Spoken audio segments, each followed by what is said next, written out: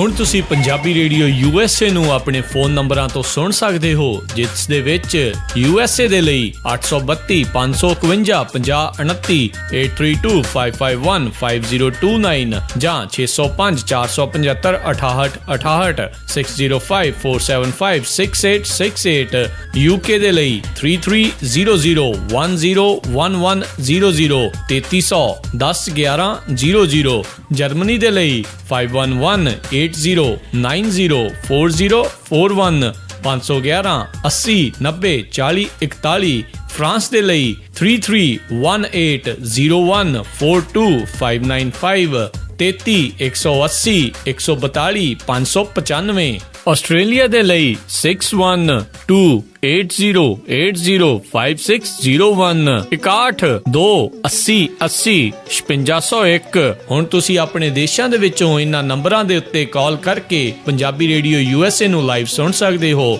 ਇਸ ਦੇ ਨਾਲ ਹੀ ਤੁਸੀਂ ਖਬਰਾਂ, ਖਬਰ ਤੇ ਨਜ਼ਰ, ਸਿਹਤ ਸੰਭਾਲ ਦਾ ਪ੍ਰੋਗਰਾਮ, ਨਾਨ ਸਟਾਪ ਪੰਜਾਬੀ ਗੀਤ, ਗੁਰਬਾਣੀ ਰੇਡੀਓ, ਸ਼੍ਰੀ ਦਰਬਾਰ ਸਾਹਿਬ ਜੀ ਦੇ ਹੁਕਮਨਾਮਾ ਸਾਹਿਬ ਦੀ ਵਿਆਖਿਆ ਪੰਜਾਬੀ ਅਤੇ ਅੰਗਰੇਜ਼ੀ ਦੇ ਵਿੱਚ, ਵੱਖ-ਵੱਖ ਗੁਰੂ ਘਰਾਂ ਦਾ ਸਿੱਧਾ ਪ੍ਰਸਾਰਣ, ਇਹ ਸਾਰਾ ਕੁਝ ਇਹਨਾਂ ਨੰਬਰਾਂ ਤੇ ਡਾਇਲ ਕਰਕੇ ਸੁਣ ਸਕਦੇ ਹੋ, ਜਾਂ ਸਾਡੀ ਵੈਬਸਾਈਟ www.punjabiradiousa.com ਤੇ ਵੀ ਸੁਣ ਸਕਦੇ ਹੋ। ਸੁਣਦੇ ਰਹੋ ਪੰਜਾਬੀ ਰੇਡੀਓ USA।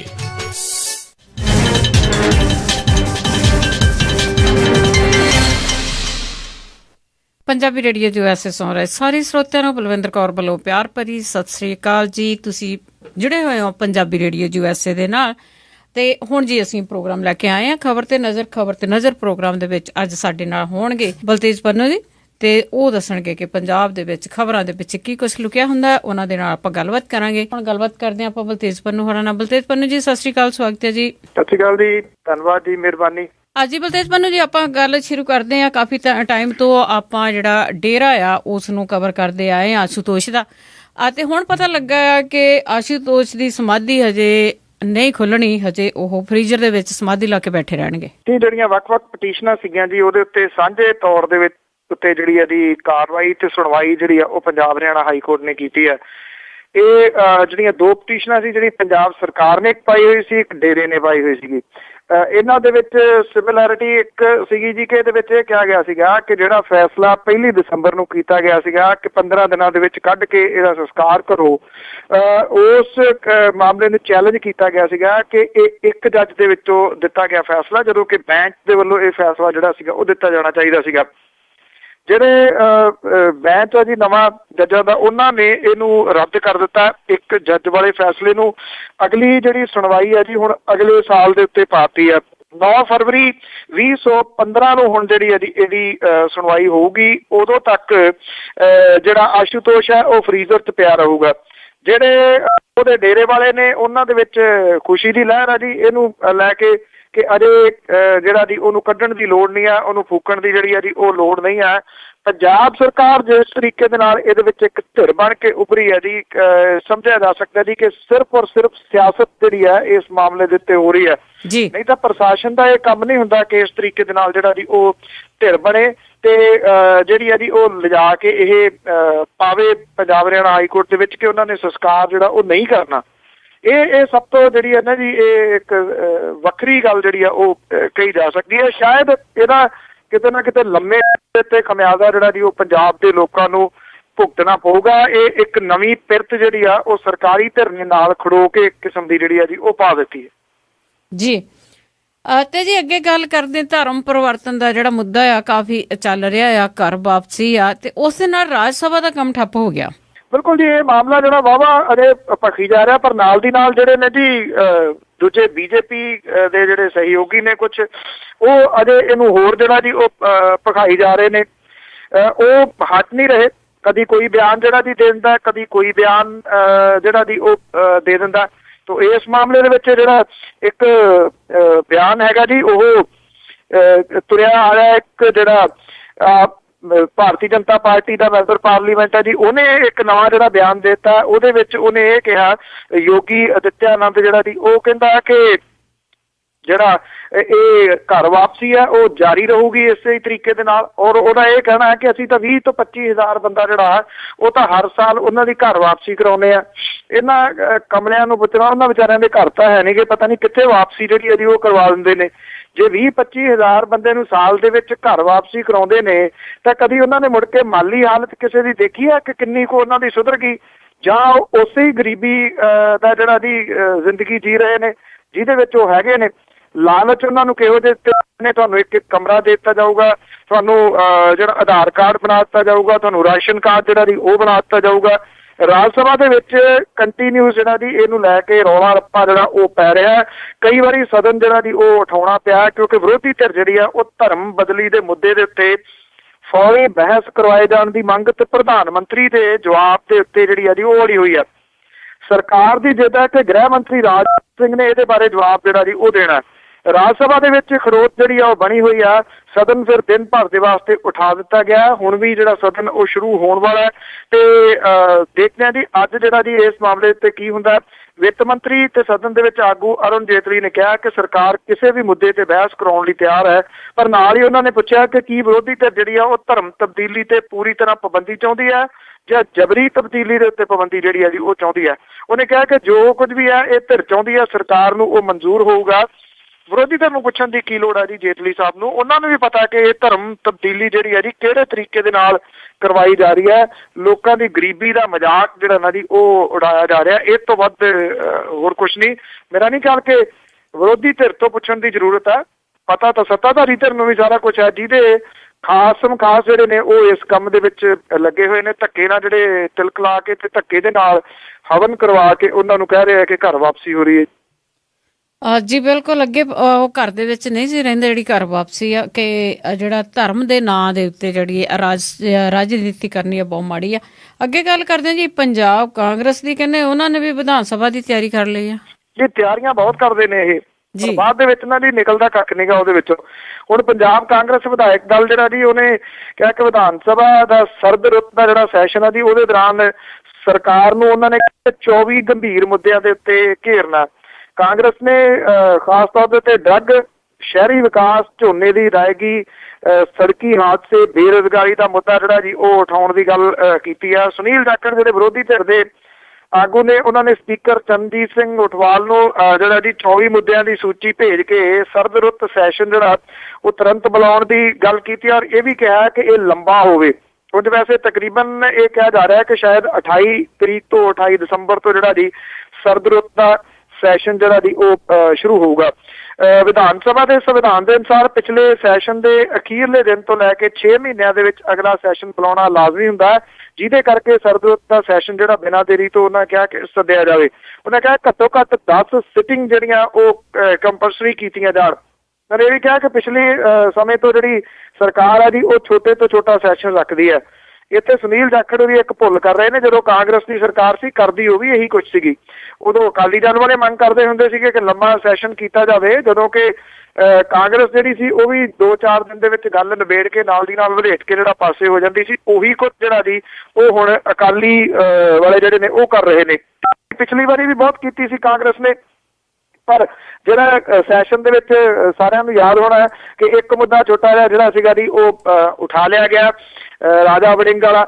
ਇਹ ਜੀ ਕਿ ਉਹਦਾ ਨਾਮ ਵੀ ਕਿਸੇ SSP ਦੀ ਜਾਂਚ ਦੇ ਵਿੱਚ, ਉਹ ਮੁੜ ਕੇ ਪਤਾ ਹੀ ਨਹੀਂ ਲੱਗਿਆ ਜੀ ਕਿਹੜੇ SSP ਦੀ ਜਾਂਚ ਦੇ ਵਿੱਚ ਆਇਆ ਸੀ, ਉਹਦਾ ਅੱਗੋਂ ਕੀ ਬਣਿਆ। ਚੁੱਪ ਕਰਾਉਣ ਦਾ ਤਰੀਕਾ ਵਿਰੋਧੀ ਧਿਰ ਨੂੰ, ਅਕਾਲੀਆਂ ਨੂੰ ਜਿਹੜਾ ਜੀ ਉਹ ਆਉਂਦਾ ਇਹੋ ਜਿਹਾ ਮੁੱਦਾ ਇਸ ਵਾਰੀ ਫੇਰ ਕੋਈ ਨਾ ਕੋਈ ਲੱਭ ਕੇ ਤੇ ਇਹ ਫੇਰ ਅਗਲੇ ਸੈਸ਼ਨ ਦੀ ਤਿਆਰੀ ਦੇ ਵਿੱਚ ਜੁਟ ਜਾਣਗੇ ਜੀ। ਜੀ ਬਿਲਕੁਲ, ਕਿਉਂਕਿ ਉਹ ਜਿਹੜੇ ਕੁਝ ਕੁਐਸਚਨ ਪੁੱਛਣ ਗਏ ਹੁੰਦੇ ਉਹ ਵੀ ਚੁੱਪ ਕਰ ਜਾਂਦੇ ਆ। ਅਤੇ ਅੱਗੇ ਜੀ ਇੱਕ ਮਹਿਲਾ ਅਕਾਲੀ ਸਰਪੰਚ ਨੇ ਦੂਜੇ ਅਕਾਲੀ ਦੇ ਕਹਿੰਦੇ ਵੀ ਚਪੇੜ ਵੱਟ ਕੇ ਮਰੀ ਹੈ ਜੀ। ਇਹ ਜਿਹੜਾ ਜੀ ਹੋਇਆ ਮੁਕਤਸਰ ਦੇ ਵਿੱਚ ਜੀ, ਇੱਥੇ ਭਾਈ ਮਹਾ ਸਿੰਘ ਦੀਵਾਨ ਹਾਲ ਵਿੱਚ ਜਿਹੜਾ ਜੀ ਅਕਾਲੀ ਦਲ ਦੇ ਵੱਲੋਂ ਮਾਘੀ ਮੇਲੇ ਦੀ ਕਾਨਫਰੰਸ ਦੀ ਜਿਹੜੀ ਸੀ ਉਹ ਦੇ ਵਾਸਤੇ ਮੀਟਿੰਗ ਸੱਦੀ ਗਈ ਸੀਗੀ ਜੀ। ਇਹਦੇ ਵਿੱਚ ਜ਼ਿਲ੍ਹੇ ਦੇ SC ਵਿੰਗ ਦਾ ਪ੍ਰਧਾਨ ਹੈ ਜੀ ਪਰਮਿੰਦਰ ਸਿੰਘ ਪਾਸ਼ਾ, ਉਹਦੇ ਇੱਕ ਮਹਿਲਾ ਸਰਪੰਚ ਜਿਹੜੀ ਹੈ ਜੀ ਉਹਨੇ ਥੱਪੜ ਜੜ ਦਿੱਤਾ। ਮਹਿਲਾ ਸਰਪੰਚ ਨੇ ਦੋਸ਼ ਇਹ ਲਾਇਆ ਜੀ ਕਿ ਉਹਨੂੰ ਅਸ਼ਲੀਲ ਇਸ਼ਾਰੇ ਜਿਹੜੇ ਉਹ ਕਰ ਰਿਹਾ ਸੀਗਾ। ਉਧਰ ਅਕਾਲੀ ਆਗੂ ਦੀ ਸ਼ਿਕਾਇਤ ਤੇ ਪੁਲਿਸ ਨੇ ਮਹਿਲਾ ਸਰਪੰਚ ਸਣੇ ਉਹਦੇ ਘਰ ਵਾਲੇ ਤੇ ਸਹੁਰੇ ਦੇ ਖਿਲਾਫ ਜਿਹੜਾ ਜੀ ਉਹ ਕੇਸ ਦਰਜ ਕਰ ਲਿਆ ਜੀ। ਇਹ ਦਿਆਲ ਸਿੰਘ ਕੋਲਿਆਂ ਵਾਲੀ ਜਿਹੜਾ ਨਵਾਂ ਨਿਯੁਕਤ ਕੀਤਾ ਗਿਆ ਜੀ ਜ਼ਿਲ੍ਹੇ ਦਾ ਪ੍ਰਧਾਨ, ਉਹਦੀ ਅਗਵਾਈ ਦੇ ਹੇਠ ਜਿਹੜੀ ਜੀ ਇਹ ਮੀਟਿੰਗ ਹੋ ਰਹੀ ਸੀਗੀ। ਹੈ ਦੋਨੋਂ ਅਕਾਲੀ ਜੀ, ਸੋ ਆਪਸ ਦੇ ਵਿੱਚ ਮੀਟਿੰਗ ਦੇ ਵਿੱਚ ਹੀ ਜਿਹੜਾ ਨਾ ਜੀ ਇਹ ਉਲਝ ਪਏ ਔਰ ਉਲਝਣ ਜਿਹੜੀ ਸੀ ਉਹ ਇੰਨੀ ਵੱਧ ਗਈ ਕਿ ਪੁਲਿਸ ਜਿਹੜਾ ਜੀ ਉਹਦੇ ਪਰਚਾ ਦਰਜ ਜਿਹੜਾ ਜੀ ਉਹ ਹੋ ਗਿਆ। ਸੋ ਪਿੱਛੇ ਜੇ ਇੱਕ ਚੁਟਕਲਾ ਬਹੁਤ ਫੇਮਸ ਹੋਇਆ ਸੀਗਾ ਵੀ ਕੋਈ ਬੰਦਾ ਲੰਘ ਰਿਹਾ ਸੀਗਾ ਜੀ ਇਸੇ ਤਰ੍ਹਾਂ ਦੀ ਮੀਟਿੰਗ ਦੇ ਬਾਹਰੋਂ ਤੇ ਉੱਥੇ ਪੱਗਾਂ ਲੱਤੀਆਂ ਖੂਨੋ ਖੂਨ ਹੋਏ। ਉਹਨੇ ਪੁੱਛਿਆ ਜੀ ਕੀ ਗੱਲ ਭਾਈ ਸਾਹਿਬ ਕੋਈ ਲੜਾਈ ਹੋ ਗਈ? ਕਹਿੰਦਾ ਜੀ ਨਹੀਂ, ਅੰਦਰ ਅਕਾਲੀ ਏਕਤਾ ਦੀ ਗੱਲਬਾਤ ਚੱਲ ਰਹੀ ਹੈ। ਜੀ ਜੀ ਜੀ ਜੀ ਤੇ ਜੀ ਅੱਗੇ ਆਪਾਂ ਅਗਲਾ ਕੁਐਸਚਨ ਕਰਾਂਗੇ। ਉਸ ਤੋਂ ਪਹਿਲਾਂ ਮੈਂ ਦੱਸਦਾ ਕਿ ਜੇ ਕਿਸੇ ਦਾ ਕੋਈ ਇੰਡੀਆ ਦੇ ਵਿੱਚ ਆ ਜਾਂ ਹੋਰ ਕੰਟਰੀ 'ਚ ਉਹਨਾਂ ਕੋਲ WhatsApp ਹੈਗਾ ਆ ਤੇ ਉਹ ਜੀ ਸਾਡਾ ਨੰਬਰ ਐਡ ਕਰ ਸਕਦੇ, ਨੰਬਰ ਐਡ ਕਰਕੇ ਸਾਨੂੰ ਮੈਸੇਜ ਭੇਜ ਦੇਣ ਤੇ ਫਿਰ ਅਸੀਂ ਉਹਨਾਂ ਨੂੰ ਖਬਰਾਂ ਭੇਜਦੇ ਹਾਂ ਜੀ। ਇੱਥੋਂ ਸਾਡਾ ਨੰਬਰ ਹੈਗਾ ਜੀ, ਜਿਹੜੀ ਵੀ ਕੰਟਰੀ 'ਚ ਰਹਿੰਦੇ ਹੋ ਕੋਡ ਜ਼ਰੂਰ ਲਾ ਲੈਣ। ਜਿਸ ਤਰ੍ਹਾਂ ਅਮਰੀਕਾ ਨੂੰ ਕਾਲ ਕਰਦੇ ਆ 4087173222 408 717 3222। ਤੇ ਅੱਗੇ ਜੀ ਕਬੱਡੀਆਂ ਹੋ ਰਹੀਆਂ ਆ ਤੇ 5ਵਾਂ ਵਿਸ਼ਵ ਕਬੱਡੀ ਕੱਪ ਹੋ ਰਿਹਾ ਆ ਤੇ ਉਸ ਦੇ ਵਿੱਚ ਇੱਕ ਕਿਸੇ ਨੇ ਤੇ ਇਰਾਨ ਤੋਂ ਆਈ ਹੋਈ ਟੀਮ ਦੇ ਉੱਤੇ ਹਮਲਾ ਕਰ ਦਿੱਤਾ। ਇਹ ਇੱਥੇ ਪਟਿਆਲੇ ਦੇ ਨੇੜੇ, ਕਿਉਂਕਿ ਕੱਲ ਮੈਚ ਸੀਗੇ ਜੀ ਨਾਭੇ ਦੇ ਵਿੱਚ, ਉੱਥੇ ਇਹ ਜਿਹੜੀ ਘਟਨਾ ਹੈ ਉਹ ਵਾਪਰੀ ਹੈ ਜੀ। 5ਵੇਂ ਵਿਸ਼ਵ ਕਬੱਡੀ ਕੱਪ ਦੇ ਵਿੱਚ ਖੇਡਣ ਦੇ ਵਾਸਤੇ ਆਈ ਜਿਹੜੀ ਇਰਾਨ ਦੀ ਟੀਮ ਸੀਗੀ ਜੀ, ਉਹਦੇ ਉੱਤੇ ਕਿਸੇ ਨੇ ਇੱਟਾਂ ਵੱਟਿਆਂ ਦੇ ਨਾਲ ਜਿਹੜਾ ਜੀ ਉਹ ਹਮਲਾ ਕਰਤਾ। ਇਹਦੇ ਵਿੱਚ 2 ਜਿਹੜੇ ਚੋਟੀ ਦੇ ਖਿਡਾਰੀ ਨੇ ਇਰਾਨ ਦੇ ਉਹ ਜ਼ਖਮੀ ਹੋ ਗਏ। ਇੱਥੇ ਰਜਿੰਦਰਾ ਹਸਪੀਟਲ ਦੇ ਵਿੱਚ ਪਟਿਆਲੇ ਦੇ ਵਿੱਚ ਜਿਹੜਾ ਜੀ ਉਹਨਾਂ ਦਾ ਇਲਾਜ ਜਿਹੜਾ ਉਹ ਚੱਲ ਰਿਹਾ। ਜਿਹੜੀਆਂ ਪੁਲਿਸ ਦੇ ਦੱਸਣ ਦੇ ਅਨੁਸਾਰ ਇਹ ਦੱਸਿਆ ਗਿਆ ਜੀ ਕਿ ਇਹ ਜਿਹੜਾ ਹਮਲਾ ਕੀਤਾ ਗਿਆ ਉਹ ਕੋਈ ਮਨੋਰੋਗੀ ਜਿਹੜਾ ਦੱਸਿਆ ਜਾਂਦਾ ਜੀ ਜਿਹਨੇ ਇਹ ਹਮਲਾ ਕਰਤਾ। ਤੇ PPS ਮੈਦਾਨ ਦੇ ਵਿੱਚ ਇਰਾਨ ਦੀ ਟੀਮ ਜਿਹੜੀ ਉਹ ਮੈਚ ਖੇਡਣ ਤੋਂ ਬਾਅਦ ਬੱਸ ਦੇ ਵਿੱਚ ਬੈਠ ਕੇ ਜਿਹੜੀ ਵਾਪਸ ਜਾ ਰਹੀ ਸੀ ਕਿ ਪਿੰਡ ਬੋੜਾ ਗੇਟ ਜਿਹੜਾ ਪੈਂਦਾ ਜੀ ਇਹਦੇ ਵਿੱਚ ਹੀ ਨਾਭੇ ਦੇ, ਉੱਥੇ ਇਸ ਵਿਅਕਤੀ ਨੇ ਬੱਸ ਦੇ ਉੱਤੇ ਇੱਟਾਂ ਰੋੜਿਆਂ ਦੇ ਨਾਲ ਜਿਹੜਾ ਜੀ ਉਹ ਹਮਲਾ ਕਰ ਦਿੱਤਾ। ਇਹ ਹਾਲਤ ਤਾਂ ਉਹਨਾਂ ਦੀ ਖਤਰੇ ਤੋਂ ਬਾਹਰ ਆ ਜੀ, ਪਰ ਟਾਂਕੇ ਲੱਗੇ ਨੇ ਜੀ ਦੋਨਾਂ ਦੇ। ਸੋ ਬੇਸ਼ੱਕ ਜਿਹੜੇ ਪ੍ਰਬੰਧ ਤਾਂ ਕੀਤੇ ਗਏ ਨੇ, ਅੱਗੇ ਇਹਨਾਂ ਦੇ ਜਿਪਸੀਆਂ ਵੀ ਜਿਹੜੀਆਂ ਚੱਲਦੀਆਂ ਨੇ, ਪਰ ਇਹ ਹਮਲਾ ਜਿਹੜਾ ਸੀ ਅਚਨਚੇਤ ਹੋਇਆ। ਪੁਲਿਸ ਨੇ ਅੱਗੇ ਇਹ ਨਹੀਂ ਦੱਸਿਆ ਕਿ ਮਨੋਰੋਗੀ ਕੌਣ ਹੈ ਤੇ ਉਹਦਾ ਜਿਹੜਾ ਜੀ ਉਹ ਕੀ ਕੀਤਾ ਗਿਆ। ਪਤਾ ਨਹੀਂ ਉਹਦੇ ਕੀ ਦਿਮਾਗ ਦੇ ਵਿੱਚ ਆਈ ਜਿਹਦੇ ਕਰਕੇ ਉਹਨਾਂ ਨੇ ਹਮਲਾ ਕੀਤਾ, ਜਾਂ ਫਿਰ ਉਹਨੂੰ ਮਨੋਰੋਗੀ ਦੱਸਣ ਦੀ ਉਂਝੀ ਜਿਹੜੀ ਹੈ ਜੀ ਉਹ ਕੋਸ਼ਿਸ਼ ਕੀਤੀ ਜਾ ਰਹੀ ਹੈ ਪੰਜਾਬ ਪੁਲਿਸ ਦੇ ਵੱਲੋਂ ਜੀ। ਤੇ ਅੱਗੇ ਕਰੀਏ ਜੀ ਮਹਿੰਗਾਈ ਦਰਾਂ ਦੀ। ਮਹਿੰਗਾਈ ਦਰਾਂ ਕਹਿੰਦੇ ਕਿ 5.5 ਸਾਲਾਂ 'ਚ ਪਹਿਲੀ ਵਾਰ ਸਿਫਰ ਤੇ ਹੋਈਆਂ। ਸਾਰਾ ਕੁਝ ਮੁਫਤ ਮਿਲਣ ਲੱਗ ਪਿਆ। ਡੀਜ਼ਲ ਪੈਟਰੋਲ ਦੇ ਭਾਅ ਜਿਹੜੇ ਨੇ ਉਹ 2-2 ਰੁਪਏ ਰਾਤ ਤੋਂ ਹੋਰ ਘਟ ਗਏ ਜੀ। ਇਹ ਲਗਾਤਾਰ ਚੌਥੀ ਵਾਰੀ ਜਿਹੜੇ ਆ ਜੀ ਉਹ ਭਾਅ ਘਟੇ ਨੇ। ਤੇ ਔਰ ਸਬਜ਼ੀਆਂ ਬਾਲਣ ਦੀਆਂ ਵਸਤਾਂ ਦੀਆਂ ਕੀਮਤਾਂ ਦੇ ਵਿੱਚ ਇਹ ਕਿਹਾ ਗਿਆ ਜੀ ਕਿ ਬਹੁਤ ਥੱਲੇ ਜਿਹੜਾ ਜੀ ਮਹਿੰਗਾਈ ਆ ਗਈ ਹੈ। ਕਾਗਜ਼ਾਂ ਦੇ ਵਿੱਚ ਇਹ ਸਿਫਰ ਤੇ ਪਹੁੰਚਾ ਦਿੱਤੀ ਗਈ ਹੈ ਜੀ ਤਕੜੇ ਕਰਕੇ, ਤਾਂ ਕਿ ਜਿਹੜਾ ਜੀ ਦੱਸਿਆ ਜਾ ਸਕੇ ਲੋਕਾਂ ਨੂੰ ਕਿ ਦੇਖੋ ਜੀ ਅੱਛੇ ਦਿਨ ਮੋਦੀ ਹੋਰਾਂ ਨੇ ਲੈ ਆਉਂਦੇ ਆ ਜੀ।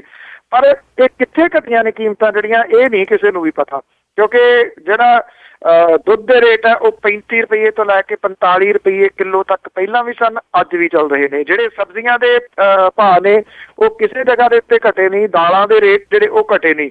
ਜਦੋਂ ਕਿਤੇ ਡੀਜ਼ਲ ਦੇ ਵਿੱਚ ਵਾਧਾ ਹੁੰਦਾ ਨਾ ਜੀ 2 ਰੁਪਏ ਦਾ 1.5 ਰੁਪਏ ਦਾ, ਨਾਲ ਦੀ ਨਾਲ ਬੱਸਾਂ ਦੇ ਕਿਰਾਏ ਜਿਹੜੇ ਨੇ ਉਹ ਵੱਧ ਜਾਂਦੇ ਨੇ ਜੀ। ਜੇ ਇਹ ਕਿਹਾ ਜਾ ਰਿਹਾ ਜੀ ਕਿ ਅਗਸਤ ਮਹੀਨੇ ਤੋਂ ਤਾਂ ਲਗਾਤਾਰ 8ਵੀਂ ਵਾਰੀ ਪੈਟਰੋਲ ਜਿਹੜਾ ਜੀ ਉਹ ਸਸਤਾ ਹੈ। ਡੀਜ਼ਲ ਦੀ ਕੀਮਤ ਜਿਹੜੀ ਆ ਅਕਤੂਬਰ ਤੋਂ ਚੌਥੀ ਵਾਰੀ ਜਿਹੜੀ ਘਟਾਈ ਗਈ ਹੈ ਹੁਣ 2-2 ਰੁਪਏ। ਪਰ 8ਵੀਂ ਵਾਰੀ ਪੈਟਰੋਲ ਦੇ ਵਿੱਚ, ਚੌਥੀ ਵਾਰੀ ਡੀਜ਼ਲ ਦੇ ਵਿੱਚ ਜਿਹੜੀ ਇਹ ਘਟੀ ਹੈ ਕੀਮਤ। ਇੱਕ ਵਾਰੀ ਵੀ ਬੱਸਾਂ ਦੇ ਕਿਰਾਏ ਦੇ ਵਿੱਚ ਜਾਂ ਢੋਆ ਢੁਆਈ ਜਿਹੜੀ ਆ ਜੀ ਉਹਦੇ ਵਿੱਚ ਕੋਈ ਕਮੀ ਜਿਹੜੀ ਉਹ ਨਹੀਂ ਕੀਤੀ ਗਈ। ਜਿਹੜਾ ਆਮ ਬੰਦਾ ਹੈ ਜਿਹੜਾ ਬੱਸ ਦੇ ਉੱਤੇ ਸਫ਼ਰ ਕਰਦਾ ਉਹਦੇ ਤੇ ਤਾਂ ਕੋਈ ਅਸਰ ਜਿਹੜਾ ਨਹੀਂ ਹੈਗਾ। ਪਰ ਸਰਕਾਰ ਜਿਹੜੀ ਆ ਜੀ ਉਹ ਕਹਿੰਦੀ ਆ, ਜਿਹੜੇ ਅੰਕੜੇ ਉਹਨੇ ਦਿੱਤੇ ਨੇ ਉਹ ਕਾਗਜ਼ਾਂ ਦੇ ਵਿੱਚ, ਉਹ ਕਹਿੰਦੀ ਮਹਿੰਗਾਈ ਹੋ ਗਈ 0। ਵੇਲੇ ਪਿਆਜ਼, ਖਾਣ ਵਾਲੇ ਤੇਲ, ਪੈਟਰੋਲ, ਡੀਜ਼ਲ, ਉਹ ਕਹਿੰਦੇ ਸਾਰਿਆਂ ਦੇ ਕਰਕੇ ਇਹ ਇੰਨੀ ਘਟ ਗਈ ਹੈ ਜੀ ਕਿ ਮੁਫਤ ਵਾਂਗੂ ਮਿਲਣ ਲੱਗ ਗਈਆਂ ਜਿਹੜੀਆਂ ਸਾਰੀਆਂ ਜਿਹੜੀਆਂ ਚੀਜ਼ਾਂ ਸੀਗੀਆਂ। ਉਹ ਕਹਿੰਦੇ 3 ਸਾਲ ਪਹਿਲਾਂ ਦੀ ਦਰ 0.63% ਦੇ ਉੱਤੇ ਪਹੁੰਚ ਗਈ ਸੀਗੀ। ਜਿਹੜਾ ਤੇਲ, ਬਿਜਲੀ ਦੇ ਖੇਤਰ ਦੇ ਵਿੱਚ ਮਹਿੰਗਾਈ ਜਿਹੜੀ ਸੀ ਉਹ 4.91% ਦੇ ਉੱਤੇ ਡਿੱਗ ਪਈ। 2009 ਤੋਂ ਸਭ ਤੋਂ ਹੇਠਲੇ ਪੱਧਰ ਦੇ ਉੱਤੇ ਆ ਜੀ। ਪਰ ਨਾਲ ਦੀ ਨਾਲ ਦੱਸਦੀ ਹੈ ਪੰਜਾਬ ਦੇ ਵਿੱਚ ਬਿਜਲੀ ਪੂਰੇ ਮੁਲਕ ਨਾਲੋਂ ਮਹਿੰਗੀ ਹੈ ਜੀ। ਇਹ ਵੀ ਪਹਿਲੀ ਵਾਰੀ ਇਹ ਦੱਸਿਆ ਗਿਆ ਜੀ ਕਿ ਥੋਕ ਕੀਮਤ ਜਿਹੜੀ ਹੈ ਜੀ ਉਹ ਸੂਚਕ ਅੰਕ ਦੀ ਮਹਿੰਗਾਈ ਦਰ ਦੇ 0 ਦੇ ਉੱਤੇ ਪਹੁੰਚ ਗਈ। ਪਹਿਲੀ ਵਾਰੀ ਜੁਲਾਈ 2009 ਦੇ ਵਿੱਚ 0 ਤੋਂ ਹੇਠਾਂ -0.3% ਦੀ ਜਿਹੜੀ ਉਹ ਪਹੁੰਚੀ ਸੀਗੀ। ਔਰ 6 ਮਹੀਨਿਆਂ ਤੋਂ ਜਿਹੜਾ ਇਹ ਦੱਸਿਆ ਗਿਆ ਜੀ ਕਿ ਇਹਦੇ ਵਿੱਚ ਲਗਾਤਾਰ ਕਟੌਤੀ ਜਿਹੜੀ ਆ ਉਹ ਹੋ ਰਹੀ ਹੈ। ਪਰ ਸੁਪਨਿਆਂ 'ਚ ਨਾ ਰਹਿਣਾ ਜੀ, ਇਹ ਕਟੌਤੀ ਸਾਰੀ ਕਾਗਜ਼ਾਂ ਦੇ ਵਿੱਚ ਹੈ। ਰੀਅਲ ਦੇ ਵਿੱਚ ਜਿਹੜੀ ਹੈ ਜੀ ਕੀਮਤਾਂ ਉਸੇ ਤਰੀਕੇ ਦੇ ਨਾਲ ਹੀ ਨੇ, ਰੀਅਲ ਦੇ ਵਿੱਚ ਨਹੀਂ ਘਟੀਆਂ ਜੀ। ਜੀ ਜੀ ਬਿਲਕੁਲ, ਕਿਉਂਕਿ ਲੋਕ ਤਾਂ ਉਸੇ ਤਰ੍ਹਾਂ ਹੀ ਹਜੇ ਵੀ ਤੜਫ ਰਹੇ ਆ। ਤੇ ਅੱਗੇ ਜੀ ਇੱਕ ਕੈਂਪ ਦੀ ਆਪਾਂ ਗੱਲ ਕੀਤੀ ਸੀ ਕਿ ਕੈਂਪ ਦੇ ਵਿੱਚ ਅੱਖਾਂ ਦਾ ਇਲਾਜ ਕਰਾਇਆ ਸੀ ਜਿਨ੍ਹਾਂ ਨੇ ਉਹਨਾਂ ਦੀ ਰੋਸ਼ਨੀ ਗਵਾਚ ਗਈ ਹੈ, ਤੇ ਹੁਣ ਪਤਾ ਲੱਗਾ ਕਿ ਉਹਨਾਂ ਦੇ ਵਿੱਚੋਂ ਇੱਕ ਔਰਤ ਦੀ ਮੌਤ ਵੀ ਹੋ ਚੁੱਕੀ ਆ ਜੀ। ਇਹ ਐਕਚੁਅਲੀ ਜਿਹੜਾ ਗੁਰਦਾਸਪੁਰ ਦੇ ਪਿੰਡ ਘਮਾਣ ਦੇ ਵਿੱਚ ਪਿਛਲੇ ਦਿਨਾਂ ਦੇ ਵਿੱਚ ਚਲਾਇਆ ਗਿਆ ਜਿਹੜਾ ਅੱਖਾਂ ਦਾ ਕੈਂਪ ਸੀਗਾ, ਉਹਦੇ ਵਿੱਚ ਪਿੰਡ ਚਾੜਪੁਰ ਦੀ ਇੱਕ ਔਰਤ ਸੀਗੀ ਜੀ 60 ਸਾਲਾਂ ਦੀ, ਕੰਸੋ, ਉਹਦੀ ਜਿਹੜੀ ਹੈ ਜੀ ਮੌਤ ਹੋ ਗਈ ਹੈ। ਜਿਹੜੇ ਉਹਦੇ ਪਰਿਵਾਰ ਦੇ ਮੈਂਬਰ ਨੇ ਉਹਨਾਂ ਨੇ ਕਿਹਾ ਕਿ ਗਲਤ ਆਪਰੇਸ਼ਨ ਕਰਕੇ ਇਹ ਜਿਹੜੀ ਹੈ ਜੀ ਇਸ ਔਰਤ ਦੀ ਮੌਤ ਹੋਈ ਹੈ। ਉਹਨਾਂ ਨੇ ਕਿਹਾ ਕਿ ਉਹ ਸੰਬੰਧਿਤ ਡਾਕਟਰ ਤੇ ਜਿਹੜੀ ਇਹ NGO ਸੀ ਉਹਦੇ ਖਿਲਾਫ ਜਿਹੜਾ ਜੀ ਉਹ ਕੇਸ ਦਰਜ ਕਰਵਾਉਣਗੇ ਜੀ। ਦੱਸਿਆ ਇਹ ਗਿਆ ਜੀ ਕਿ ਜਿਹੜੇ ਅੱਖਾਂ ਦਾ ਕੈਂਪ ਲੱਗਿਆ ਸੀਗਾ ਉਹਦੇ ਵਿੱਚ ਕੰਸੋ ਦੀ ਇੱਕ ਅੱਖ ਦਾ ਆਪਰੇਸ਼ਨ ਜਿਹੜਾ ਕਰਨ ਮਗਰੋਂ ਜਦੋਂ ਉਹਦੀ ਜਦੋਂ ਲਿਆਇਆ ਗਿਆ ਤਾਂ ਉਹਦੀ ਇਨਫੈਕਸ਼ਨ ਜਿਹੜੀ ਸੀ ਉਹਦੇ ਵਿੱਚ ਵੀ ਜਿਹੜੀ ਵੱਧ ਗਈ ਜੀ। ਇਨਫੈਕਸ਼ਨ ਜਿਹੜੀ ਸੀ, ਇਨਫੈਕਸ਼ਨ ਦੀ ਵਜ੍ਹਾ ਕਰਕੇ ਬਹੁਤਿਆਂ ਦੀ ਜਿਹੜੀ ਉਹ ਗਈ ਹੈ ਜੀ। ਔਰ ਇਹ ਕਿਹਾ ਗਿਆ ਜੀ ਕਿ ਅੱਖਾਂ ਦੇ ਦੂਸਰੇ ਮਰੀਜ਼ਾਂ ਦੀ ਤਰ੍ਹਾਂ ਉਹਦੀ ਤਕਲੀਫ ਜਿਹੜੀ ਉਹ ਸ਼ੁਰੂ ਹੋ ਗਈ ਜਦੋਂ ਉਹਨੂੰ ਚੈੱਕਅਪ ਵਗੈਰਾ ਕੀਤਾ ਗਿਆ। ਤਾਂ ਸ਼ਾਇਦ ਜਿਹੜੀ ਇਨਫੈਕਸ਼ਨ ਸੀ, ਕਿਉਂਕਿ ਪਿਛਲੇ ਦਿਨੀ ਡਾਕਟਰਾਂ ਨੇ ਇਹ ਕਿਹਾ ਸੀਗਾ ਕਿ 13 ਇੱਦਾਂ ਦੇ ਲੋਕ ਨੇ ਜੀ ਜਿਨ੍ਹਾਂ ਦੀ ਇਹ ਰੋਸ਼ਨੀ ਪੱਕੇ ਤੌਰ ਦੇ ਉੱਤੇ ਚਲੇਗੀ, ਕਿਉਂਕਿ ਜਿਹੜੀ ਉਹਨਾਂ ਦੀ ਇਨਫੈਕਸ਼ਨ ਪੁਤਲੀਆਂ ਦੇ ਵਿੱਚ ਹੋ ਗਈ ਸੀ। ਉਹਨਾਂ ਨੇ ਕਿਹਾ ਸੀ ਕਿ ਪੁਤਲੀਆਂ ਇਹ ਕੱਢਣੀਆਂ ਪੈਣੀਆਂ ਉਹਨਾਂ ਦੀਆਂ, ਜੇ ਨਾ ਕੱਢੀਆਂ ਤਾਂ ਇਹ ਇਨਫੈਕਸ਼ਨ ਜਿਹੜੀ ਆ ਉਹਨਾਂ ਦੀ ਬਾਕੀ ਬੋਡੀ ਦੇ ਵਿੱਚ ਦਾਖਲ ਹੋ ਸਕਦੀ ਹੈ। ਸ਼ਾਇਦ ਇਨਫੈਕਸ਼ਨ ਜਿਹੜੀ ਆ ਜੀ ਉਹ ਇੱਕ ਰੀਜ਼ਨ ਰਿਹਾ। ਗਰੀਬੀ ਦੀ ਗੱਲ ਹੀ ਆਪਾਂ ਹੁਣੇ ਕਰ ਰਹੇ ਸੀ, ਇਹ ਵੀ ਉਹਦੇ ਨਾਲ ਹੀ ਰਿਲੇਟਡ ਹੈ ਜੀ। ਅੱਗੇ ਮੈਂ ਇੱਕ ਦਿਨ ਤੁਹਾਡੇ ਨਾਲ ਸਾਰੀ ਡਿਟੇਲ ਸਾਂਝੀ ਕੀਤੀ ਸੀ ਕਿ 38 ਡਾਕਟਰ ਨੇ ਜੀ ਸਾਰੇ ਪੂਰੇ ਪੰਜਾਬ ਦੇ ਵਿੱਚ ਅੱਖਾਂ ਦਾ ਜਿਹੜਾ ਇਲਾਜ ਕਰਨ ਵਾਲੇ ਸਰਕਾਰੀ। ਤੇ ਫਿਰ ਜਦੋਂ ਕਿਸੇ ਗੁਰਦੁਆਰੇ ਦੇ ਵਿੱਚੋਂ ਅਨਾਉਂਸਮੈਂਟ ਹੁੰਦੀ ਹੈ, ਸਾਂਝੇ ਸਥਾਨ ਤੋਂ ਕੋਈ ਅਨਾਉਂਸਮੈਂਟ ਹੁੰਦੀ ਹੈ ਕਿ ਇੱਥੇ ਕੈਂਪ ਲੱਗਣਾ ਜਿੱਥੇ ਅੱਖਾਂ ਬਣਾਈਆਂ ਜਾ ਸਕਦੀਆਂ ਨੇ, ਤੇ ਵਿਚਾਰੇ ਗਰੀਬ ਜਿਹੜੇ ਨੇ ਜੀ ਉਹਨਾਂ ਨੂੰ ਆਸ ਦੀ ਕਿਰਨ ਦਿੰਦੀ ਹੈ ਕਿ ਉਹ ਉਧਰ ਨੂੰ ਭੱਜ ਪੈਂਦੇ ਨੇ। ਬਸ ਉਹਦੇ ਵਿੱਚੋਂ ਹੀ ਇਹ ਵੀ ਨਿਕਲਿਆ ਹੋਇਆ ਜੀ ਜਿਹੜਾ ਸਾਰਾ ਕੁਛ ਕਿ ਗਰੀਬ ਜਿਹੜੇ ਕੁਛ ਲੋਕ ਨੇ ਜੀ ਉਹ ਵਿਚਾਰੇ ਮੁਫਤ ਇਲਾਜ ਜਿਹੜਾ ਸੀ ਉਹ ਕਰਾਉਂਦੇ ਆਪਣੀਆਂ ਅੱਖਾਂ ਹੀ ਗਵਾ ਬੈਠੇ ਜੀ। ਬਿਲਕੁਲ ਜੀ, ਜਾਂ 38-48 ਡਾਕਟਰ ਪੂਰੇ ਇੱਕ ਸਟੇਟ ਦੇ ਵਿੱਚ ਹੋਣ ਤੇ ਕਿੰਨਾ ਘੱਟ ਹੈ ਕਿ ਲੋਕੀ ਕਿੰਨੇ ਆ, ਲੋਕਾਂ ਨੂੰ ਕਿੰਨੀਆਂ ਬਿਮਾਰੀਆਂ ਹੋਣਗੀਆਂ। ਅੱਗੇ ਗੱਲ ਕਰਦੇ ਜੀ, ਇੱਕ ਕਾਂਗਰਸ ਦਾ ਵਕੀਲ ਸੀ ਬਨੀਤ ਮਹਾਜਮ, ਉਸ ਤੇ ਹਮਲਾ ਹੋਇਆ ਸੀਗਾ, ਉਸ ਦੀ ਜਾਂਚ ਕਿਸ ਤਰ੍ਹਾਂ ਚੱਲੀ ਆ? ਉਹਨੇ ਕੱਲ ਇਹ ਗੱਲ ਕਹੀ ਸੀ ਜੀ ਕਿ ਇੱਕ SIT ਜਿਹੜੀ ਹੈ ਜੀ ਉਹ ਬਣਾਈ ਜਾਵੇ। ਹੁਣ ਕੈਬਨਿਟ ਮੰਤਰੀ ਅਨਿਲ ਜੋਸ਼ੀ ਤੇ ਉਹਦੇ ਪਰਿਵਾਰ ਦੇ ਮੈਂਬਰਾਂ ਨੂੰ ਦੋਹਰੀਆਂ ਵੋਟਾਂ ਬਣਾਉਣ ਦੇ ਮਾਮਲੇ ਦੇ ਵਿੱਚ ਅਦਾਲਤ ਦੇ ਵਿੱਚ ਤੱਕ ਲਿਆਉਣ ਵਾਲੇ ਕਾਂਗਰਸੀ ਵਕੀਲ ਬਨੀਤ ਮਹਾਜਨ ਦੇ ਉੱਤੇ ਹਮਲੇ ਦੀ ਜਾਂਚ ਦੇ ਵਾਸਤੇ ਪੰਜਾਬ ਪੁਲਿਸ ਨੇ ਇੱਕ ਜਾਂਚ ਟੀਮ ਜਿਹੜੀ ਹੈ ਜੀ ਉਹ ਬਣਾਈ ਹੈ। ਜਿਹੜਾ ਇਹ ਵਕੀਲ ਹੈ ਜੀ ਉਹਨੇ ਇਹ ਕਿਹਾ ਕਿ ਮਾਮਲੇ ਦੀ ਜਾਂਚ ਦੇ ਵਾਸਤੇ ਉੱਚ ਪੱਧਰੀ ਟੀਮ ਦੀ ਬਣਾਉਣ ਦੀ ਮੰਗ ਜਿਹੜੀ ਆ ਉਹ ਕੀਤੀ ਹੈ। ਕੈਪਟਨ ਅਮਰਿੰਦਰ ਸਿੰਘ ਨੇ ਵੀ ਇਸ ਮਾਮਲੇ ਤੇ ਚੇਤਾਵਨੀ ਦਿੱਤੀ ਹੈ ਕਿ ਇਹਦੇ ਵਿੱਚ ਢਿੱਲ ਮੱਤ ਜਿਹੜੀ ਹੈ ਜੀ ਉਹ ਕਿਸੇ ਵੀ ਤਰ੍ਹਾਂ ਦੀ ਖਤਰਨਾਕ ਸਾਬਤ ਹੋਊਗੀ।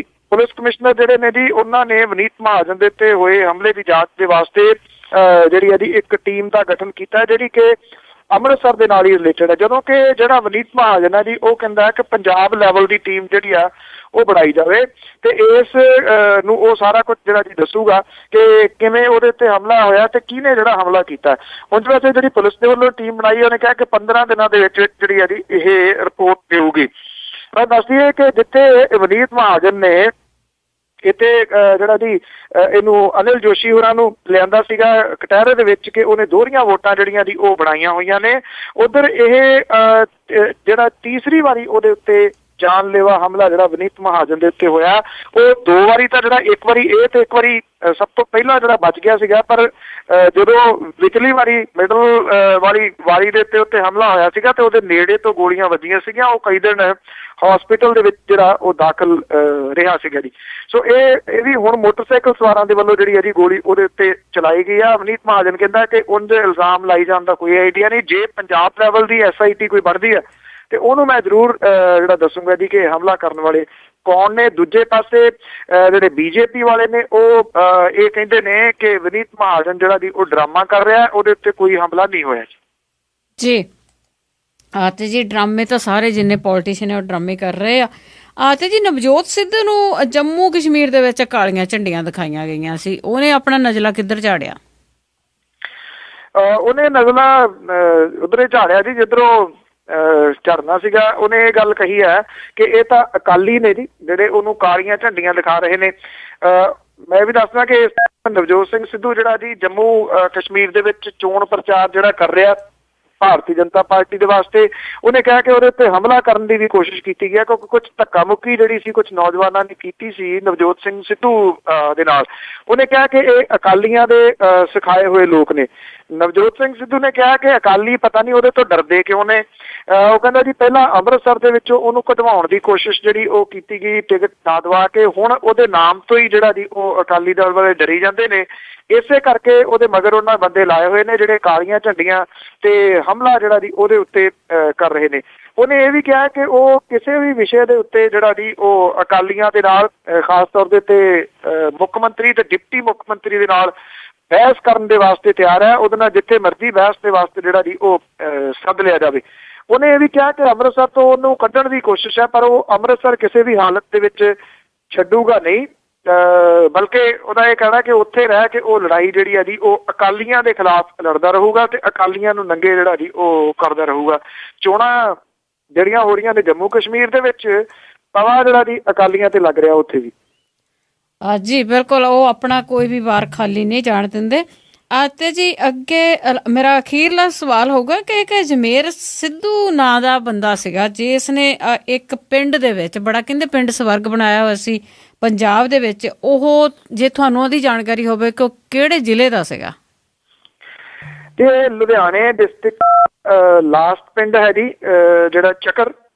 ਔਰ ਚੱਕਰ ਦੇ ਟਾਈਮ ਕਿਸੇ ਟਾਈਮ ਇਹਨੂੰ ਚੱਕਰ ਨੂੰ ਵੈਲੀਆਂ ਦਾ ਪਿੰਡ ਕਿਹਾ ਜਾਂਦਾ ਹੁੰਦਾ ਸੀਗਾ ਜੀ। ਔਰ ਇਹ ਕਿਹਾ ਜਾਂਦਾ ਕਿ ਉੱਥੇ ਕੰਟੀਨਿਊਸ ਕਤਲ ਹੁੰਦੇ ਸਨ ਪਿੰਡ ਦੇ ਵਿੱਚ ਜੀ। ਇਹ ਜਿਹੜਾ ਜੀ ਚੱਕਰ ਵਾਲਿਆਂ ਨੇ ਅਜਮੇਰ ਸਿੱਧੂ ਹੋਰਾਂ ਦਾ ਸਾਥ ਦਿੱਤਾ। ਅਜਮੇਰ ਸਿੱਧੂ ਹੋਰਾਂ ਨੇ ਜਿਹੜਾ ਜੀ ਚੱਕਰ ਨੂੰ ਐਸਾ ਪਿੰਡ ਬਣਾ ਦਿੱਤਾ ਕਿ ਜੇ ਤੁਸੀਂ ਇਹਦੀ ਕਿ ਦੱਸਿਆ ਜਾ ਹੀ ਨਹੀਂ ਸਕਦਾ। ਜੇ ਕਿਸੇ ਦਾ ਸਮਾਂ ਲੱਗੇ ਜਦੋਂ ਇੱਧਰ ਆਓ ਤਾਂ ਚੱਕਰ ਨੂੰ ਦੇਖਣਾ ਤੇ ਤੁਸੀਂ ਕਹੋਗੇ ਕਿ ਇਦਾਂ ਦਾ ਪਿੰਡ ਭਾਰਤ ਦੇ ਵਿੱਚ ਸੋਚਿਆ ਹੀ ਨਹੀਂ ਜਾ ਸਕਦਾ, ਸ਼ਾਇਦ ਵਿਦੇਸ਼ ਦੇ ਵਿੱਚ ਵੀ ਨਹੀਂ ਸੋਚਿਆ ਜਾ ਸਕਦਾ। ਹੁਣ ਚੱਕਰ ਪਿੰਡ ਦਾ ਸੁਪਰੀਮ ਕੋਰਟ ਹਾਈ ਕੋਰਟ ਛੱਡੋ ਹੇਠਲੀ ਅਦਾਲਤ ਦੇ ਵਿੱਚ ਵੀ ਕੋਈ ਕੇਸ ਨਹੀਂ ਚੱਲਦਾ। ਪੁਲਿਸ ਦੇ ਕੋਲੇ ਕੋਈ ਪਰਚਾ ਦਰਜ ਨਹੀਂ ਹੈ। ਪਿੰਡ ਦੇ ਵਿੱਚ ਕੋਈ ਠੇਕਾ ਨਹੀਂ ਹੈ। ਪਿੰਡ ਦੇ ਵਿੱਚ ਉਹਨਾਂ ਨੇ ਅਕੈਡਮੀ ਬਣਾਈ ਹੋਈ ਆ ਬਾਕਸਿੰਗ ਦੀ ਜਿੱਥੇ ਕੁੜੀਆਂ ਮੁੰਡਿਆਂ ਨੂੰ ਇੰਟਰਨੈਸ਼ਨਲ ਲੈਵਲ ਦੀ ਕੋਚਿੰਗ ਜਿਹੜੀ ਆ ਜੀ ਉਹ ਦਿੱਤੀ ਜਾਂਦੀ ਆ। ਫੁੱਟਬਾਲ ਦੀ ਜਿਹੜੀ ਅਕੈਡਮੀ ਆ ਜੀ ਉਹ ਵੱਖਰੀ ਆ। ਪਿੰਡ ਦੇ ਵਿੱਚ ਕੋਈ ਨਾਲੀ ਨਹੀਂ ਹੈ ਜੀ। ਸਮੁੱਚੇ ਪਿੰਡ ਦੇ ਵਿੱਚ ਸਾਰਾ ਪਾਣੀ ਜਿਹੜੇ ਛੱਪੜ ਹੁੰਦੇ ਸੀਗੇ ਜੀ ਉਹਨਾਂ ਛੱਪੜਾਂ ਨੂੰ ਐਸਾ ਝੀਲਾਂ ਦਾ ਰੂਪ ਦੇ ਦਿੱਤਾ ਗਿਆ ਜੀ। ਪਾਣੀ ਇਕੱਠਾ ਕਰਕੇ ਉਹਨੂੰ ਜਿਹੜਾ ਦੇਸੀ ਟ੍ਰੀਟਮੈਂਟ ਪਲਾਂਟ ਹੈ ਜੀ ਉਹ ਲਾ ਕੇ ਪਾਣੀ ਸਾਫ਼ ਕਰਕੇ ਅੱਗੇ ਫਸਲਾਂ ਦੇ ਵਾਸਤੇ ਮੁੱਲ ਦਿੱਤਾ ਜਾਂਦਾ। ਉਹ ਮੁੱਲ ਇਸ ਕਰਕੇ ਦਿੱਤਾ ਜਾਂਦਾ ਜੀ ਕਿ ਪਾਣੀ ਥੱਲਿਓਂ ਕੱਢਣ ਦੀ ਇੱਕ ਤਾਂ ਜ਼ਰੂਰਤ ਨਹੀਂ ਹੈ ਧਰਤੀ 'ਚੋਂ, ਦੂਜਾ ਖਾਦ ਪਾਉਣ ਦੀ ਲੋੜ ਨਹੀਂ ਹੈ ਜੀ, ਔਰਗੈਨਿਕ ਖੇਤੀ ਹੋਣ ਲੱਗ ਗਈ। ਜਿਹੜੀਆਂ ਝੀਲਾਂ ਦਾ ਰੂਪ ਦਿੱਤਾ ਜੀ ਸਾਫ਼ ਪਾਣੀ ਦਾ ਜਿਹੜਾ ਕੀਤਾ ਜਾਂਦਾ ਜੀ ਉਹਦੇ ਵਿੱਚ ਪੰਛੀਆਂ ਦੇ ਠਾਹਰ ਦੇ ਵਾਸਤੇ ਚੇਤੀ ਜਗ੍ਹਾ ਬਣਾਈ ਹੋਈ ਹੈ ਜੀ ਜਿੱਥੇ ਪੰਛੀ ਵਗੈਰਾ ਉੱਥੇ ਆਂਡੇ ਦਿੰਦੇ ਨੇ ਜੀ। ਹੁਣ ਪੰਛੀ ਵੀ 2 ਸਾਲਾਂ ਤੋਂ ਉੱਥੇ ਆਉਣੇ ਸ਼ੁਰੂ ਹੋ ਗਏ ਜੀ। ਉੱਥੇ ਇੱਕ ਮੋਰਗਨ ਲੇਕ ਬਣਾਈ ਹੋਈ ਹੈ ਜੀ ਜਿਹਦੇ ਵਿੱਚ ਕਿਸ਼ਤੀਆਂ ਚੱਲਦੀਆਂ ਨੇ, ਲੋਕ ਉੱਥੇ ਆ ਕੇ ਜਿਹੜਾ ਪਿਕਨਿਕ ਵੀ ਮਨਾਉਂਦੇ ਨੇ। ਇੱਦਾਂ ਦਾ ਪਿੰਡ ਜਿਹੜਾ ਜੀ ਉਹ ਚੱਕਰ ਬਣਾਇਆ ਹੋਇਆ। ਅਜਮੇਰ ਸਿੱਧੂ ਹੋਰੀ ਜਿਹੜੇ ਉਹਨਾਂ ਦੀ ਬਹੁਤ ਵੱਡੀ ਕੰਟਰੀਬਿਊਸ਼ਨ ਸੀ ਜੀ। ਔਰ ਉਹਨੇ ਪਿਛਲੇ ਦਿਨੀ ਉਹਨਾਂ ਨੂੰ ਪਿੱਤੇ ਦਾ ਜਿਹੜਾ ਕੈਂਸਰ ਸੀਗਾ ਉਹ ਲੱਭਿਆ ਜੀ। ਮੇਰਾ ਖਿਆਲ ਪਤਾ ਨਹੀਂ ਜੀ ਕੀ ਰੀਜ਼ਨ ਉਹਦੇ ਪਿੱਛੇ ਰਿਹਾ ਕਿਉਂਕਿ ਉਹ ਸ਼ਰਾਬ ਜਾਂ ਕਿਸੇ ਤਰ੍ਹਾਂ ਦੇ ਨਸ਼ੇ ਤੋਂ ਬਹੁਤ ਦੂਰ ਸਨ ਜੀ। ਫਿਰ ਵੀ ਉਹਨਾਂ ਦੇ ਪਿੱਤੇ ਦਾ ਕੈਂਸਰ ਜਿਹੜਾ ਸੀ ਦਿਨਾਂ ਦੇ ਵਿੱਚ ਹੀ ਉਹਨਾਂ ਨੇ ਉਹਨੂੰ ਜਿਹੜੀ ਖਤਮ ਕਰਤਾ। ਕੈਨੇਡਾ ਦੇ ਵਿੱਚ ਸਨ ਜੀ, ਵੈਸੇ ਉਹ ਵਲੈਤ ਤੋਂ ਆਏ ਹੋਏ ਸਨ। ਇੰਗਲੈਂਡ ਤੋਂ, ਔਰ ਕਬੱਡੀ ਦੇ ਕਿਸੇ ਟਾਈਮ ਚੋਟੀ ਦੇ ਉਹ ਖਿਡਾਰੀ ਰਹੇ ਨੇ। ਸ਼ਾਇਦ ਚੱਕਰ ਪਿੰਡ ਜਿਹੜਾ ਜੀ ਉਹ ਕਦੀ ਭੁੱਲ ਨਹੀਂ ਸਕੂਗਾ ਇਸ ਵਿਅਕਤੀ ਨੂੰ। ਜੇ ਕਿਤੇ ਕਿਸੇ ਨੇ ਦੇਖਣਾ ਹੋਵੇ ਤਾਂ ਉਹ ਜਿਹੜਾ ਸਵਰਗ ਦੇਖਿਆ ਜਾ ਸਕਦਾ ਜੀ। ਔਰ ਉਹ ਇੱਕ ਬੰਦੇ ਦੀ ਹੀ ਬਹੁਤ ਵੱਡੀ ਕੰਟਰੀਬਿਊਸ਼ਨ ਆ ਜੀ ਉਹਦੇ ਪਿੱਛੇ। ਕਰੋੜਾਂ ਰੁਪਈਆ ਉਸ ਪਿੰਡ 'ਤੇ ਲੱਗਾ। ਰੁਪਈਆ ਉਹਨਾਂ ਨੇ ਨਾ ਸਰਕਾਰਾਂ ਤੋਂ ਲਿਆ, ਨਾ ਕਿਸੇ ਹੋਰ ਤੋਂ ਜਿਹੜਾ ਜੀ ਉਹ ਲਿਆ। ਕਮਾਲ ਦੀ ਗੱਲ ਜਿਹੜੀ ਉਹ ਇਹ ਰਹੀ ਕਿ ਸਰਕਾਰਾਂ ਦੀ ਮਦਦ ਤੋਂ ਬਿਨਾਂ ਇੱਕ ਕਮਾਲ ਦਾ ਪਿੰਡ ਬਣਾਤਾ। ਹਾਂਜੀ ਜੀ, ਬਹੁਤ ਬਿਲਕੁਲ ਜੀ। ਇਸ ਦੇ ਨਾਲ ਹੀ ਰਲਦੀ ਮਿਲਦੀ ਇੱਕ ਕਹਾਣੀ ਵੀ ਆਈ ਸੀਗੀ ਪੇਪਰਾਂ ਦੇ ਵਿੱਚ, ਤੇ ਵਾਕਿਆ ਹੋ ਸਕਦਾ ਜੀ ਉਸ ਨੂੰ ਹੀ ਜਿਹੜਾ ਆ ਕਹਾਣੀ ਦਾ ਰੂਪ ਦੇ ਦਿੱਤਾ ਗਿਆ ਹੋਵੇ। ਤੇ ਜਿਹੜੇ ਉਸ ਜਗ੍ਹਾ ਜਾਂਦੇ ਤਾਂ ਜ਼ਰੂਰ ਦੇਖ ਕੇ ਆਇਓ ਜੀ। ਤੇ ਅਖੀਰ ਦੇ ਵਿੱਚ ਅਜ਼ਨਾਮਾ ਠੀਕ ਕੁਛ ਇਸ ਤਰ੍ਹਾਂ ਕਿ ਦਹਿਸ਼ਤਗਰਦੀ ਦਾ ਜਿੰਨਾ ਵਿਰੋਧ ਹੁੰਦਾ ਓਨਾ ਵਧੀ ਜਾਂਦਾ ਉਸ ਦਾ ਜ਼ੋਰ ਲੱਗਦਾ। ਦਹਿਸ਼ਤਗਰਦੀ ਦਾ ਜਿੰਨਾ ਵਿਰੋਧ ਹੁੰਦਾ ਓਨਾ ਵਧੀ ਜਾਂਦਾ ਉਸ ਦਾ ਜ਼ੋਰ ਲੱਗਦਾ। ਪੈਂਦੀ ਨੱਥ ਨਹੀਂ ਗਿਣਤੀ ਦੇ ਟੋਲਿਆਂ ਨੂੰ, ਗੱਲੀ ਬਾਤੀ ਹੀ ਹੋ ਰਿਹਾ ਸ਼ੋਰ ਲੱਗਦਾ। ਪਹਿਲਾ ਮੋਰਚਾ ਸਾਂਭਿਆ ਗਿਆ ਹੈ ਨਾ, ਅਗਲੇ ਰੋਜ਼ ਨੂੰ ਖੁੱਲਿਆ ਹੋਰ ਲੱਗਦਾ। ਥਾਵਾਂ ਬਦਲ ਕੇ ਇੱਕੋ ਜਿਹੀ ਖਬਰ ਆਵੇ, ਬੰਦਾ ਪੜ੍ਹਨ ਲੱਗਾ ਹੋਇਆ ਬੋਰ ਲੱਗਦਾ। ਚੰਦ ਮੰਗਲ ਤੇ ਸ਼ੁੱਕਰ ਵੱਲ ਦੌੜ ਲਾਉਂਦੇ, ਸਾਥੋਂ ਜਾਂਦੀ ਸੰਭਾਲੀ ਨਹੀਂ ਧਰਤ ਲੱਗਦੀ। ਚੰਦ ਮੰਗਲ ਤੇ ਸ਼ੁੱਕਰ ਵੱਲ ਦੌੜ ਲਾਉਂਦੇ, ਸਾਥੋਂ ਜਾਂਦੀ ਸੰਭਾਲੀ ਨਹੀਂ ਧਰਤ ਲੱਗਦੀ। ਦਹਿਸ਼ਤਗਰਦਾਂ ਦੇ ਡਰ ਤੋਂ ਭੱਜ ਗਈ ਸੀ, ਸ਼ਾਂਤੀ ਘਰੇ ਨਹੀਂ ਆਵਣੀ ਪਰਤ ਲੱਗਦੀ। ਜੀ ਥੈਂਕ ਯੂ, ਧੰਨਵਾਦ ਬਲਤੇਜ ਬੰਨ ਜੀ। ਥੈਂਕ ਯੂ ਜੀ, ਧੰਨਵਾਦ, ਸਤਿ ਸ਼੍ਰੀ ਅਕਾਲ ਜੀ। ਸਤਿ ਸ਼੍ਰੀ ਅਕਾਲ ਜੀ। ਸਰੋਤੇ ਹੋਏ ਸਨ ਬਲਤੇਜ ਬੰਨ ਜੀ। ਮੈਨੂੰ ਵੀ ਦਿਓ ਜੀ ਇਜਾਜ਼ਤ। ਸਾਰੇ ਸਰੋਤਿਆਂ ਨੂੰ ਬਲਵਿੰਦਰ ਕੌਰ ਵੱਲੋਂ ਵੀ ਪਿਆਰ ਭਰੀ ਸਤਿ ਸ਼੍ਰੀ ਅਕਾਲ।